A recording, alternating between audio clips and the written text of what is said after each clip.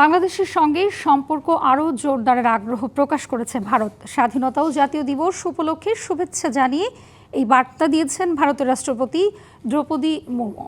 শুভেচ্ছা বার্তায় তিনি বলেন, ভারত ও বাংলাদেশের অভিন্ন ইতিহাস, সুগভীর সাংস্কৃতিক সম্পর্ক ও ভাষাগত ঐতিহ্যের মাধ্যমে একে অপরের সঙ্গে ঘনিষ্ঠভাবে যুক্ত।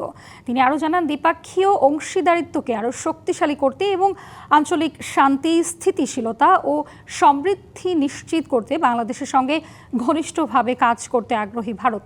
গত কয়েক বছরে দুদেশের যোগাযোগ, বাণিজ্য, বিদ্যুৎ, জ্বালানি উন্নয়ন, সহযোগিতা, দক্ষতা বৃদ্ধিতে উল্লেখযোগ্য অগ্রগতি অর্জন করেছে বলে জানান দ্রৌপদী। এতে সীমান্তের দুপাশের জনগণ সরাসরি উপকৃত হচ্ছে এবং পারস্পরিক সম্পর্ক আরও গভীর হচ্ছে বলেও মন্তব্য করেন তিনি। নগদ নিয়ে এলো হার না মানা হার অফার। সর্বনিম্ন 10,000 টাকা রেমিটেন্স নগদে পাঠালে থাকছে স্বর্ণের হার জেতার সুযোগ।